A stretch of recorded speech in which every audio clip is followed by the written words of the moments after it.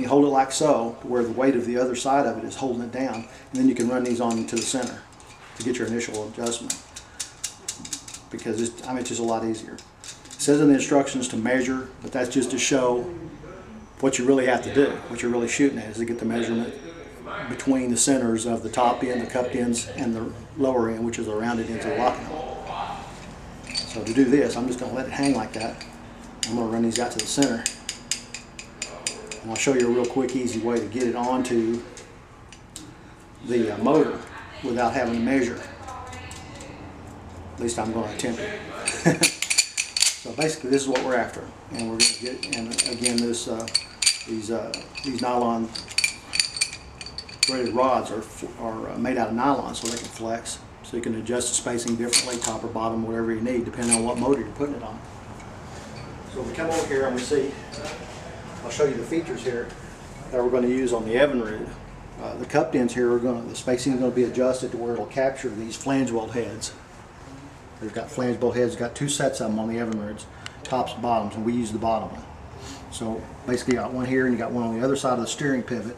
You're going to adjust the spacing here on the cupped ends of the Lock-n-Haul to fit in there. And then down at the bottom down here, on these rounded ends, come around here and you can look in here and see, you got these end dents right here that are cast into the casting. We're going to adjust the rounded ends to where they'll fit right into there. So on this motor right here, it's going to wind up being more like this. It'll be wider at the bottom than it is at the top. So here I'm going to show you how to get it on here. But I'm going to straighten this motor up first.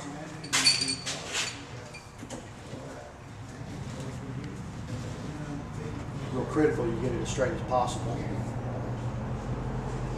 And the more you do it, the easier it gets. That's fairly straight, a little bit more.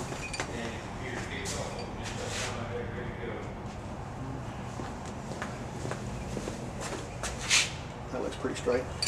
Okay, what I'm going to do, I'm going to get down here and I'm going to hold this. The cupped ends in here. And I'm going to get my hands here where I can spread this as I lower it down. Because I'm going to lower it down into these pockets under here. You got to be careful not to pinch your fingers. But I want to get it down into those pockets there. Like so, I'm going to make sure it's good and straight. And then I'm going to tighten these nuts up.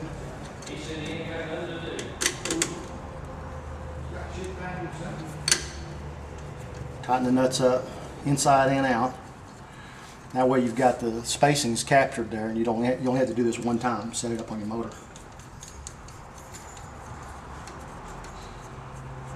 And then it'll be easy to put in and take out each time you want to use it.